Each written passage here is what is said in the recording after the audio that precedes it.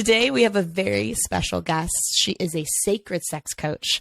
She believes that ancestral and ongoing sexual wounds, insecurities, and trauma are a public health issue and the root cause of suffering and disconnection we experience as humans today. She has studied the VITA method under one of our personal favorites, Layla Martin, and since 2019, she has provided private sacred sexuality coaching for men, women, and couples seeking to elevate pleasure and deepen intimacy in their sexual connections. Please welcome Michelle Martinez to the show. Woo! Welcome. Thank you so much for having me. Yeah, we're so excited to have you. And we were so Madison and I found you because we were Googling worthiness and sexuality, and an article that you wrote came up, and we were so moved by it. We knew we had to have you on the show. And so what we're talking about today is really self-love versus self-lust. And we had never heard the term self-lust before. So we're going to dive into that. But before we get into that, I did notice another thing that you talk about.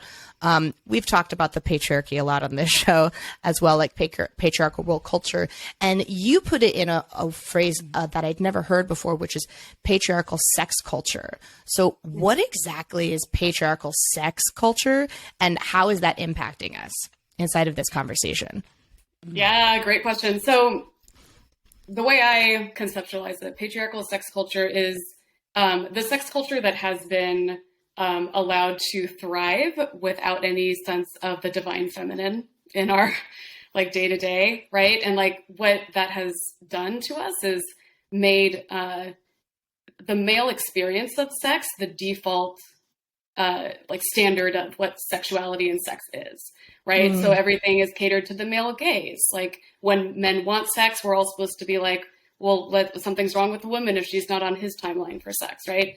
If you're not climaxing in the same kind of, speedy way, or from the same things, from the same kinds of touch, from intercourse, right? From penetration, the things that work for men, have become kind of this default way of thinking about sex. I mean, even sex itself feels like it's for men a lot of the time, and not for women, right? And so it's all of that. I mean, and then of course there's the ties to rape culture and the ways that we conceptualize consent and what counts as consent and how much you have to, fight back in order for it to be like, she said no, right? And these kinds of things. And of course there's nuances in all of that, that it's very sticky. It can be a very sticky topic, but incel culture, right, is another kind of subculture of patriarchal sex culture. Where insult culture? Oh, incel. Oh, incel. Wait, what's that?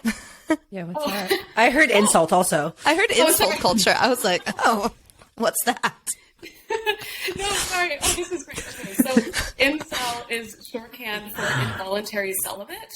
And it's a subgroup of men that complain that they're not getting laid, right? And blame women and become very misogynistic and almost violent around it, and just very bitter and resentful toward women for the fact that they're not having the sex that they think they're entitled to. Yeah. And so that's what incel culture is. Got it. Oh, we learn something new every time. I know. I mean, really, we do this podcast so we can educate ourselves. Yes. So we can stay educated. Basically. Wow. Got it. Yeah. Yeah. And it's so interesting because something that we've been really present to, Lindsay and I are in an extended non-monogamous community in Los Angeles. Our levels of activeness vary depending on the season, etc. But just to keep it vague and for the purposes of our conversation. And we were just talking about this recently where we, even though it takes a certain level of consciousness and awareness and lack of patriarchal programming in those environments, the subtleties of where it still shows up though, even in these conscious as fuck communities that we are a part of and love all of our friends. And it's still showing up in the smallest of ways, even in these more woke settings. And so I'm curious on your experience of that, being that you've done a lot of community work, getting certified in the sacred sexuality community. I imagine you have other colleagues in this space, and people who understand this, and they are, anti-patriarchal, but then sometimes their actions maybe show up in these subtle ways still, where you can tell there's still the deeper unprogramming to do. I mean, your thoughts on that? Oh, yeah. I mean, I notice it in myself all the time, you know, like my own slut shaming that happens inside of myself still, right? The fears that I have. One way that I've noticed that it comes up for me actually, and I've heard this from other coaches, is holding yourself back as someone in a partnership with a man from expressing yourself fully sexually in public spaces because you don't want to embarrass him or make or create a problem for him, right? Like whatever. And it's not usually from that partner saying like, I'm not comfortable with you expressing yourself this way on the internet or in your business or online. But it's that internalized like, oh, I need to make sure that I'm presenting in a way that reflects well on him and what's expected of him in terms of like controlling, you know, like not being with a woman that's like too sexually out there and what that implies about my fidelity perhaps, right? Or, you know, whatever it may be. And so it's like, it's all fine and good to be, you know, more slutty, more expressed when you're single, but then as soon as you're in a partnership, it's like this reined in thing, which again is not necessarily coming from the partner, but it's this like internalized, that's internalized patriarchy, right? That like his comfort around my sexuality and how I present is more important than my right to express how I want and be who I am out, you know, just publicly. I'm curious what you're referring to, though, Madison, in your community, if that's something you want to share.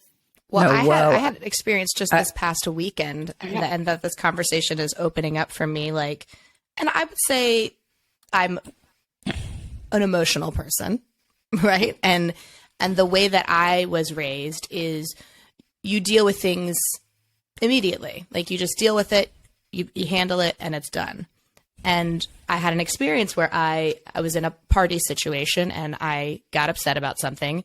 I removed myself from the party. I sat in a car with my friend, tried to sort myself out, but I wear my emotions on my sleeves. And so I was talking to two of my male friends, and it's interesting because one of them is originally from the Midwest and one of them is from California. And I got a phone call like the next day basically telling me, hey, you know, you've seemed upset in the last two party spaces I've been in with you. And basically asked me to leave it out of party space because it was making them uncomfortable and to like wrap up my emotions in a bow. And what I got is like, it was making them uncomfortable. I was talking to two people and so the person from the Midwest, and I think that it was maybe even a cultural difference. Because the person from California was like, I wasn't upset at all. And so I was like, I've been really upset about it. And I was like, I got that I'm not safe to be myself around this person. And that there's this expectation, I think, especially of women, to tie up your emotions in a bow, to be polite and sit in the corner and don't make other people uncomfortable. And it's been really triggering for me. Yeah. Was that a woman that told you that, or was that a man from the Midwest? No, it was a man. Both men. Yeah. They're both men, yeah. Okay. And they both had totally different experiences of me. Wow. Right. And to me, that just seems like a projection of their own, like, I'm not allowed to to bring my emotions and my full self to the space, so you shouldn't or can't either. Shouldn't either. Yeah. And look, any human being is totally, it's their prerogative to make a request of me, but it's also my prerogative to be like, okay, well, if I can't be my full self with this person, do I want to share space with them? Mm-hmm. Right. Or like, if so, what kinds of spaces? Because clearly certain ones are just like going to be uncomfortable for you.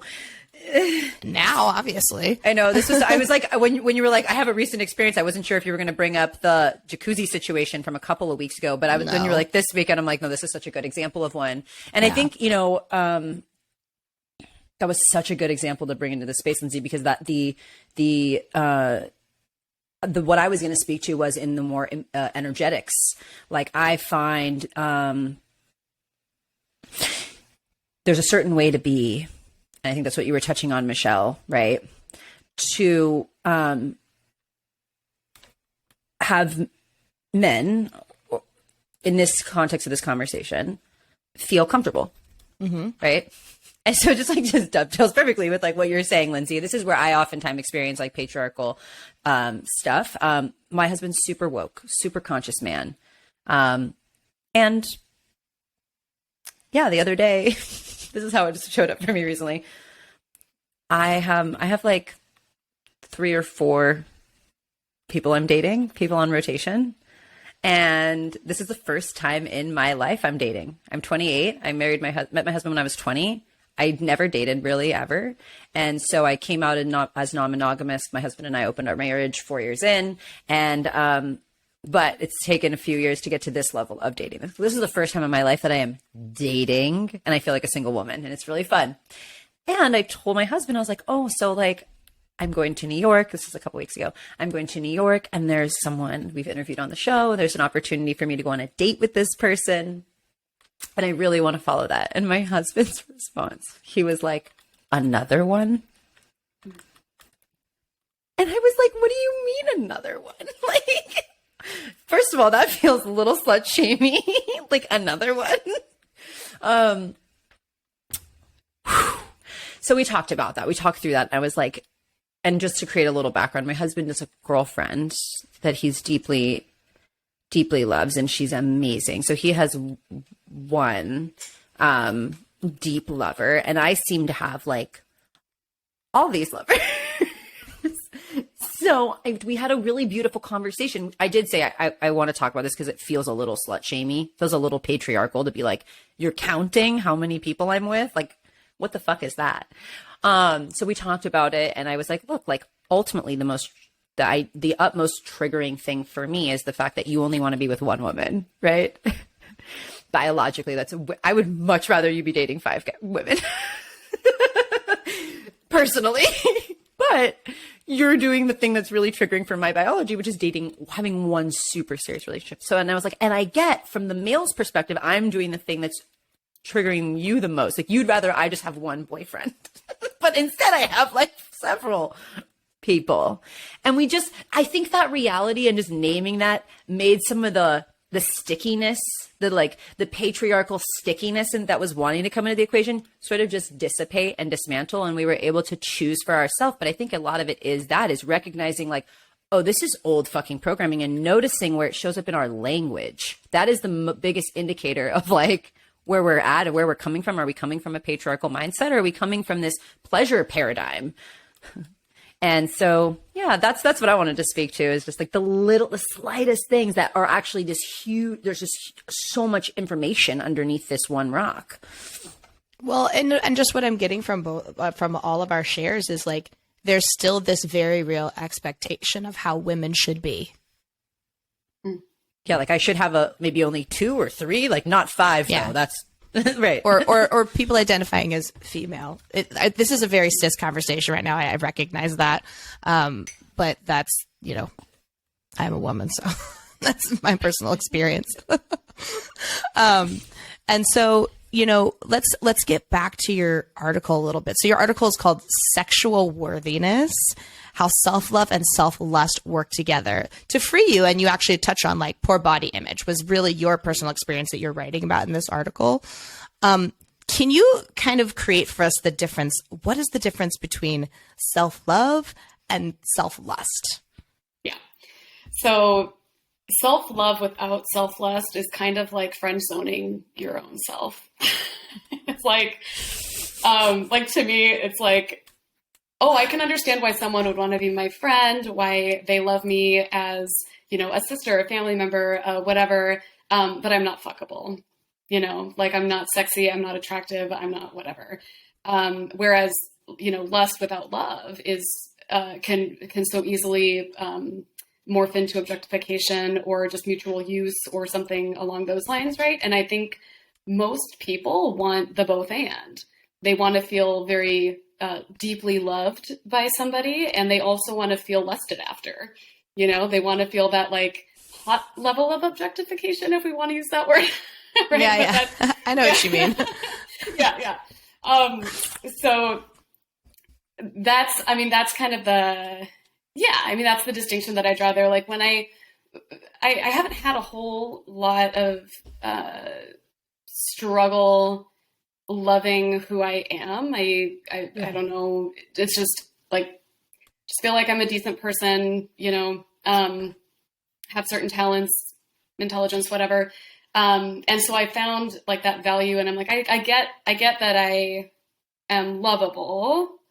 But then my struggle, especially through puberty, growing up, young adulthood and everything, was feeling, you know, lustable. Especially, just, you know, I just always felt like I had a really boyish figure, and, or what would be called a, you know, a boyish figure. And it was really triggering to me and hard for me to like not have the curves that I expected to have as a young woman. And you know, I wasn't bullied hard for it, but it can't, I mean, it doesn't take a lot, you know, I think just, it doesn't take a lot of, you know, little side comments and things, you know, for something to really lodge into your psyche and to, register as, you know, a problem with your body that like other people are going to, you know, forever see as an undesirable thing about you. And then when that couples with the emphasis that we have on appearance in our society, and especially, the way that it's applied to women, it's almost like our sexuality is our sexual aesthetic, you know, like it's been boiled down to that again because of patriarchal sex culture and whatnot. Like that male gaze is so important. So it's like a woman that is sexual, quote unquote. It's like, it's really, in a way, she's sexual because she's sexy or wearing something provocative or whatever, but it's really coming into it. It tends to boil down to the visibleness of her body and her hotness, you know, in a physical way, kind of a thing, right? And so I feel like I'm not explaining this super well, but that learning to find what is lustable about myself without having to look like a Victoria's Secret model or a Kardashian or whatever, right? Like that has been that has been the journey, and that's what the article is about, right? Yeah. It so is. This article really hit home for me because this is very vulnerable for me to share, because recently on the show I shared, oh my God, I'm like dating this person that I'm super in love with, and it's been like a few months. But there's been a shift in our relationship that I've been present to, like that reality over the last maybe 2 weeks. And your article came at like just the perfect time, you know. Fellow intimacy coach over here, feeling so unfuckable, unworthy of my desires. Basically, this person told me they love me. And what I got, though, is that they're not in love with me. And my brain has been broken. Like it just like broke my brain. I'm like, okay, so hold on. You love me, but you're not in love with me. This is literally what this article is speaking to, of that feeling of where, great, I love myself. I know you love me. I love me. Big butt. But you're not in love with me? How could you not be in love with me? Or like, you don't want to fuck me? How could you not want that feeling? And so just, that was the moment in which like we found your article. For me I was so big. So it really helped me move some energy through of like, okay, this doesn't mean I'm unworthy of my sexual desires, and this feeling lives in me. There's something that made me feel. It made me feel undesirable. Once this person told me that they're just not in love with me. They love me, but they're not in love with me. And I'm curious, I feel this person wants to fuck me when they want to. There will be occasions in the future that come up, but it's almost like the not being in love back with me is feeling like this person doesn't want me. It's so, I think you're touching on something too, Madison, you know, like the worthiness and the self-objectification and the sexual self-objectification. Like that was something that you had mentioned in your article too. And self-objectification is something that I've recently begun to really understand what that is. And it's, you know, we're groomed, I think, from the time we're little, right? Oh, you're so pretty, you're cute. We're taught that like our physical appearance has something to do with our worthiness or our desirability, or like our internal, like something like I think what you're pointing to, Madison, is like, like there's something wrong with you because this person isn't in love with you. Like we look at like what's wrong, what's broken about us. Right. And like, I don't feel broken about it. I'm just frustrated because I, of course, want this person too. So I'm having to move through the being, accepting it and not falling into the meaning of that it means anything about me.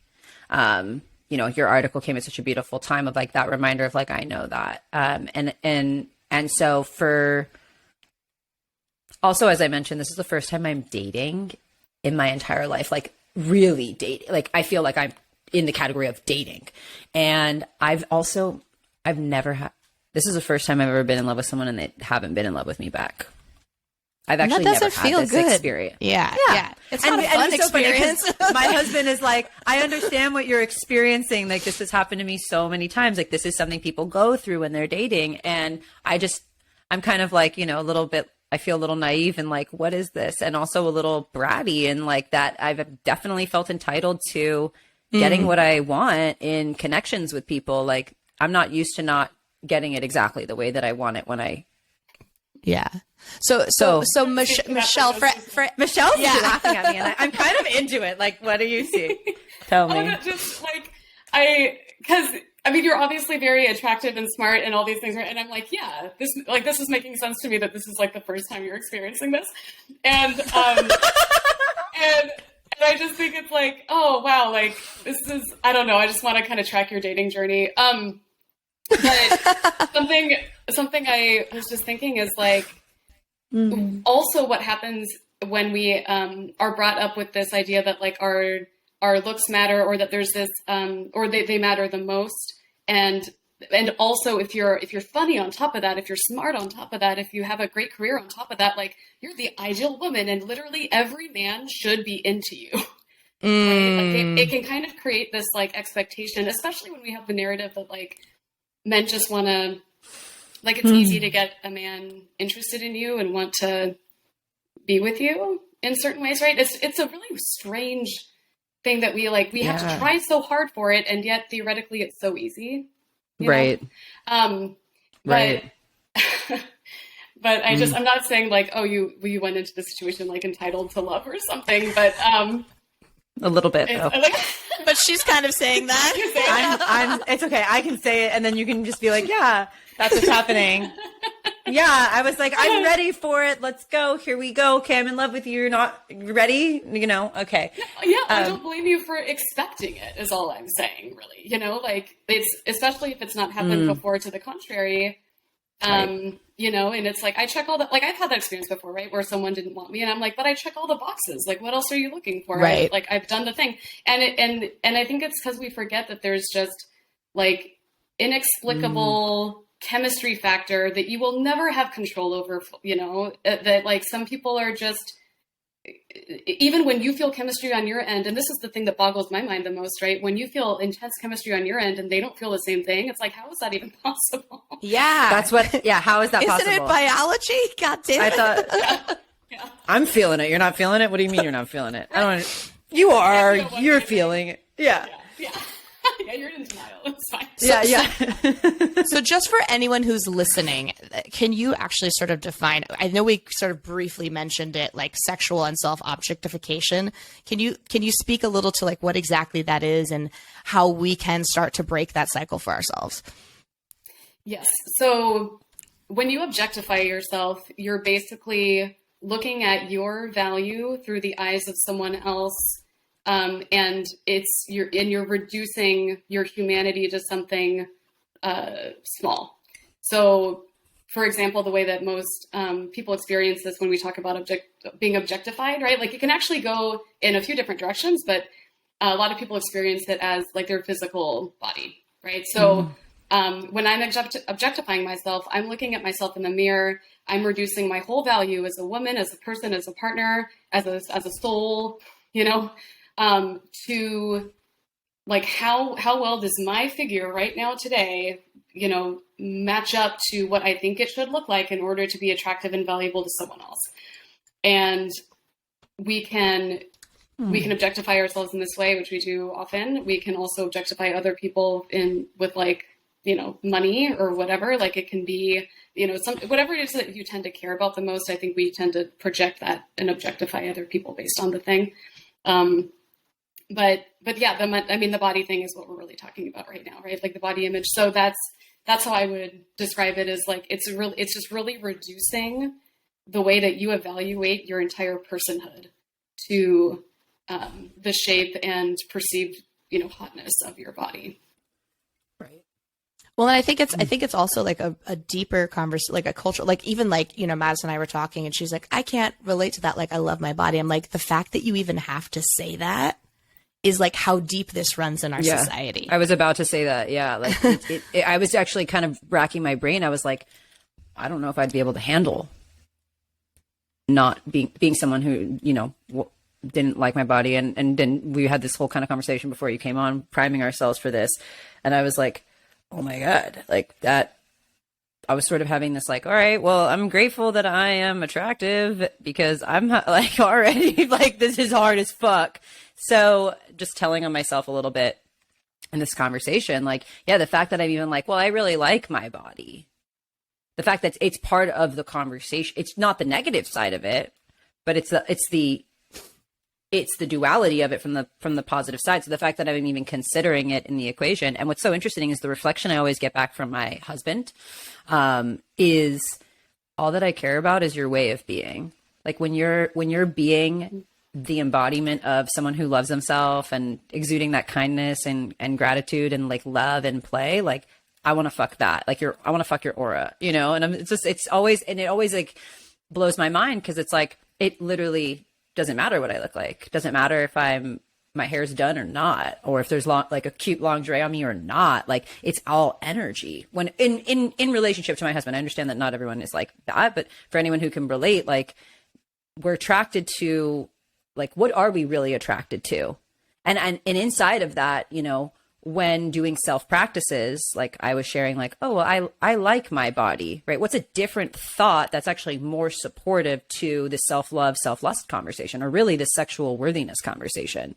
If it's not about, I love my body, like what's the thought that we can start to really replace?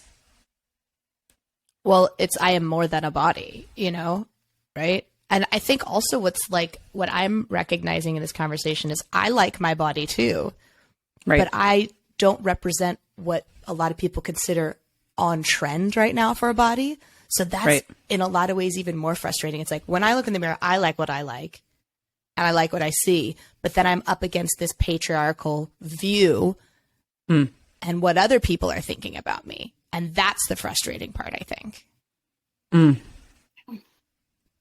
That's really well distinguished. Wow. Yeah. And I think a lot of it too comes down to trusting other people to be perceiving us as entire individuals and not reducing us the way that we tend to maybe reduce ourselves. Right. So like, exactly. Yeah. Like there may be a body type that's trending right now. Right. But people are not coming up to me or seeing me enter a room and being like, oh, it's really too bad that Michelle doesn't have like the dimensions of a Kardashian right now. Because right. Who does naturally? She's really missing the trend here. And, you know, yeah, right. Normally I would talk to her and have a good time, but her body's not trending right now. So well, but and I did use that word intentionally because if you look throughout history, the ideal woman has been something different for hundreds of years. It changes like and you know, I'm reading this book right now and it's called You're Not a Before Picture by Alex Light. It's a great book. And the whole first chapter is just the history of what's been trending for women.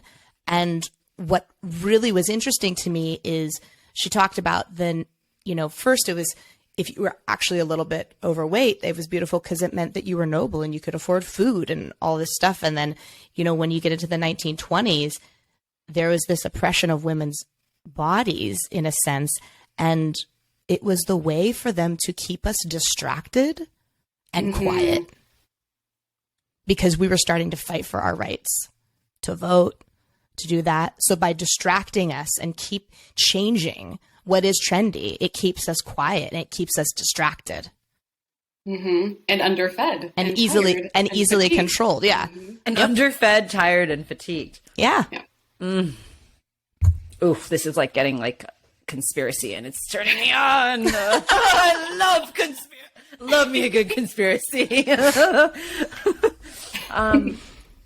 Yeah. One of the things I loved so much in your article is the way that you created what the formula for worthiness really is. It can't be just lust, self-lust, and it can't be just self-love.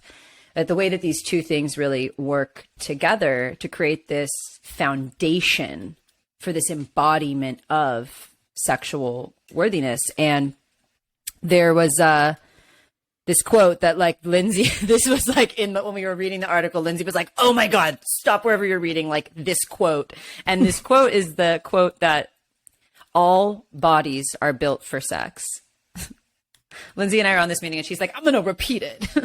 I said, all bodies are built for sex. And we were just. And for pleasure, right? Our bodies are designed for pleasure. Yeah. And like that, and that's like in a nutshell, that's, you know, my motto, the thing that I'm trying to do in the world. It's like, I just never want someone's, you know, natural body to be the reason that they're not enjoying their sexuality. Like you deserve it. Your body is meant for it. Like you're capable of experiencing so much pleasure and intimacy and like love, channeling all of these delicious things, you know, through your body. And like, you don't need any kind of specific figure to do that. And also like, you know, I think at least I tend to forget about when we're, you know, 70 years old also and how we're going to feel at that point. Like I want to create a world where like I am looking forward to the sex I'm going to have in my 60s and 70s and 80s because it just keeps getting better because I have that, like that, I'm not going to be deterred by, you know, not having a young top figure anymore in my sexuality. Like that's not going to have to be this, this like gateway or gatekeeping thing, right? Like something else I was trying to get at in the article too is like when we associate these two things so much, like our physical attractiveness through the lens of patriarchy and being sexual, it's like I'm not allowed. I was just thinking the other day, like to think of having sex when I don't feel attractive. It's like cognitive dissonance does not compute. Right. Yes. Right. To open myself to feeling love and pleasure when I feel ugly. It's like, it just doesn't, you know, I mean, it does now more, but for a long time it was like, I cannot, like, that just doesn't make any sense to me. Like I have to feel cute first before I'm going, like, I could start to get in that energy of sexuality. And that's the thing, the pattern, the dynamic that I really want to start to, that I want to help people unravel within themselves, right? It's like, I want you to have the biggest zit on your nose and the greatest orgasm at the same time. I like that. You know what I mean? Like, yeah. Like I don't want it to be a deterrent. I don't want it to have to be this thing. Because think about all the great pleasure and sex you're going to miss. Just, you know, being in your head. Well, being in your head and judging yourself in a way that honestly your partner is not, right? Like No. When I am having sex with my partner, I am definitely, my eyes are like closed and I'm feeling him. I am not looking at his body and being like, wow, he really needs to lose 20 pounds. That is not going through my head. I mean, I'm not going to lie. Like sometimes I'll be having sex with my husband and I'm like, that's a really big blackhead on his nose. And I do have that thought. He's going to kill you. Also though, I mean, we are providing sex edutainment. Yeah, we are. But it doesn't make me stop. And of course I'm not like, oh, I can't have sex with you because of this. I've definitely, I notice things. It doesn't take me out of my turn on them. Certainly. That's just real. So it's honest. It's honest. I had to say it. It was just like, we were getting so deep. I was like, let me just, but, yeah, this is like a really important conversation that gets to be had because ultimately we are all about that we are responsible for our pleasure. So this article and this conversation we're having is not to like find the evidence to keep this is for all of the clitorati out there, not to find the evidence to keep being self-disempowered, that really to let, or to blame everyone, like it's the patriarchy's fault. No, we're acknowledging these things exist. And this article, we really want to like empower you to get to tune back into that center point of that we are responsible for our pleasure. And there's these internal narratives that we have that keep us from the connection that we, I think, really crave and we're really desiring. And I think that's like a perfect segue, because the way that you've sort of finished the article is you talk about this concept of committing to yourself. Can you tell us a little bit more about like what that looks like, and how someone who's listening right now, how can we start this journey of really committing to ourselves?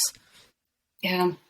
So that came from like thinking of it as a metaphor with some other relationship, right? Like, so when you're first starting to see somebody and you're figuring out like, oh, do I like them? How into them am I? Whatever. And you have kind of one foot in, one foot out. Like, you'll never know the potential of a relationship until you commit to it fully, you know? And so that's not to say that you should commit to every relationship fully. No, you should be very discerning, right? But when it comes to yourself, like, you'll never know the potential of like how, you know, like epic your relationship with yourself can be until you commit to loving yourself, like through the ups and the downs and the however your body's going to change and you know, whatever happens. And so that's kind of where it comes to, you know. So once you commit to another person, you can feel a bit safer there. You can go deeper. You can fall more in love with them. And so that's the idea there, is that, you know, if you're kind of one foot in, one foot out with yourself or with your body, like, I don't know if I love you yet. Let me lose 10 pounds first. I don't know if I love you yet. Let me whiten my teeth. I don't know if I love you yet. What, you know, whatever it might be. And so it's like, just commit to loving yourself and your body first. And then the self-love will just go deeper from there. You know, it's like you can't help it. Did we lose Lindsay? Yeah. No, I'm here. I'm just deeply listening. I'm like deep in thought, listening to what you're saying. Okay. I'm like, wow. Well, it's just and as you're saying this to me, like, the thing that's coming up for me is, you know, that experience that I had,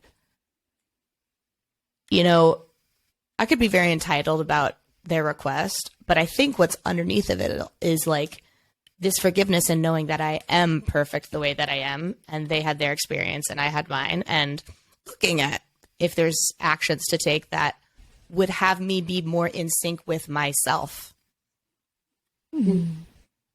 And what does that look like? Really discovering, taking my relationship with myself to the next level.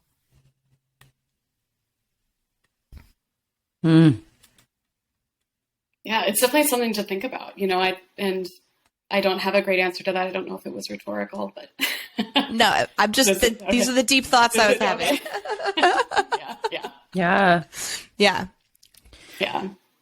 And I'm just looking, and for me, like, what's so interesting is I'm still in this relationship to this person that I'm feeling in love with, who's feeling a lot of love for me. And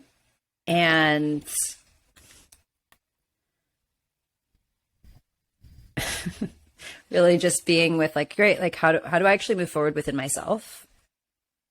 And like, I was looking at taking our relationship to the next level, me and him, before 2 weeks ago. And what I'm seeing for myself is like, oh, I'm in relationship to myself. And what does it look like to take this relationship to me to the next level, such that maybe I can invite him into that? Like, actually taking the focus off of us and what us is creating, because I'm already created my thing. I'm married. I'm happily married. This is all just gravy on my life. This is like, I need to find, like, gravy on your life. It's really? The maraschino. Well, I don't know. It's the maraschino cherry to my sundae. Like, I've already have the sundae. So, you know, what am I really doing here? I just went to Burning Man for my first time ever this past year and really embodied this, I think, the epitome of sexual worthiness. Like, that feeling was achieved there of like, oh my God, I am in love with me. And that's so important. And it's been 4 months since Burning Man, almost. And that feeling, it's lingered, but it's like, yeah, I can feel it like dissipating. And so I can notice now, and really what this article gave me access to, was I was so focused on outside and like making this thing work that I think it was just like, no, if I'm this like plant, right? Like, I think I just really needed to like water that relationship with myself. Because when I went to Burning Man, I didn't go there with a guy or dating a guy. I went there to go, I was my eat, pray, love. This is how I explained it to my mother-in-law. She's like, what's Burning Man? I'm like, I don't know. It's kind of like eat, pray, love for me. Okay. But she went and she like had this whole, fell in love with herself again. And, yeah. So I can see that it's the context, the mindset of like where we're coming from, that's leaving us feeling small or unworthy. Right. Mm-hmm. And we can support the foundation of that.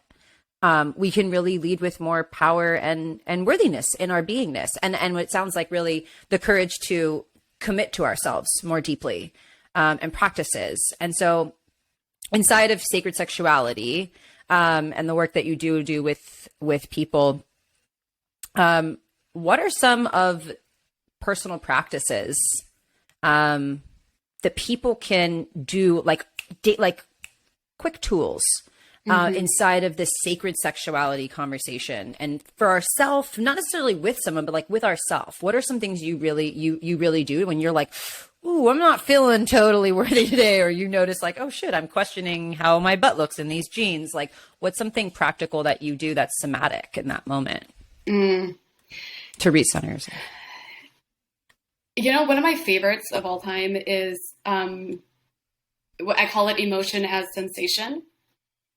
So to me, when I am having if I'm feeling unworthy, having some body triggering thing happening, it's like the feeling happens and then the mind goes to work justifying the feeling.